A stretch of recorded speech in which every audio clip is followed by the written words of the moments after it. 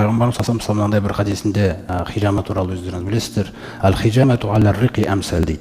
Жалпы мына қан алдыру, хижама жасату аш қарынды уақытта, аш қарынның кезінде хижама жасату амсал дейді. Өте жақсы дейді ол. Аш қарынға жасау дейді, хижаманы өте жақсы дейді. Фихи шифаун ва барака. Жалпы осы хижамада аш қарынға жасаған кезде бұл жерде бір шипа бар дейді. Ода шипа бар және береке бар дейді. Береке деген сөз, яғни бір кеміп қалған тұсымызды арттырады екен. Ол қалай деген кезде пайғамбарымыз бір-екі түрін айтып кетеді оны. Тазиду фил ақли. Адамның ақылын артады дейді, қараңыз. Адамның ақылын арттырады. Одан кейін ва тазиду фил хифзи. Есте сақтау қабілетін арттырады дейді. Ва тазиду хафиза хифзан. Сондай-ақ бір нәрсені жаттап жүрген адамның жаттау қабілетін арттырады дейді. Фаман кана мухтажимен ала исмиллахи. Кім сендерден Алла Тағаланың есімімен бисмилла деп хижама жасататын болса, фалияхтажим яумал хумис дейді. Сосын күндерін белгілеп кеткен да. Бейсенбі күні жасатсын дейді. Бейсенбі күні хижаманы бейсенбі күні жасатсын дейді.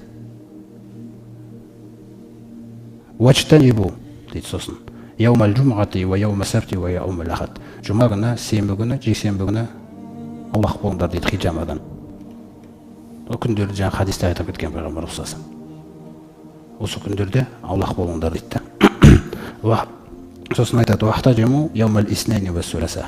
Дүйсенбі, жаңа бейсенбіні бір күн айтты, одан кейін екі күнді қатарынан айтып отыр. Дүйсенбі мен сейсенбі күндері.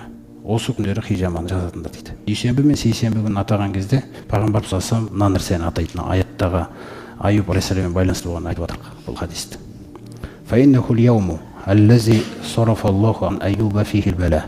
Өйткені дүйсенбі және сейсенбі күндері хижаманы жасатыңдар деп айтып отқан себебім, өйткені дәл сол күні Алла Тағала Аюбты жаңағы бәледен айықтырған дейді. Уачтанибу яумал арбиға дейді. Сосын сәрсенбі күні хижама жасатпаңдар дейді, аулақ болыңдар дейді хижамадан. Неге деген кезде иннаху ал-яуму аллази ибталаху Аллаху Аюба фихи бил-балаи. Өйткені Аюбтың ауруы сол күні келген дейді. Бұл хадисте пайғамбарымыз осындай нәрсені айтқан. Сондай-ақ фама ябду жузамун вала барасун илля яумал арбиға ау лайлата ал-арбиға дейді. Сондай-ақ сол кездегі замандардағы көбінесе алапес аурулар, шетілі бір жұқпалы аурулар, әртүрлі аурулар көбінесе сәрсенбі күні немесе сәрсенбінің түнінде жұғады дейді. Көрдіңіздер ғой. Осындай бір хадисте айтып кеткен пайғамбар саллаллаху алейхи емнің жолдарында көрсетіп кеткен, қарап тұрсаңыздар, күндерінде айтып кеткен, қай күндері алмау керек деген нәрселер. Міне Аюб алейхиссаламға Алла Тағала шипа берген күнмен байланысты болғаннан кейін жаңағы хадисте айтып отырық.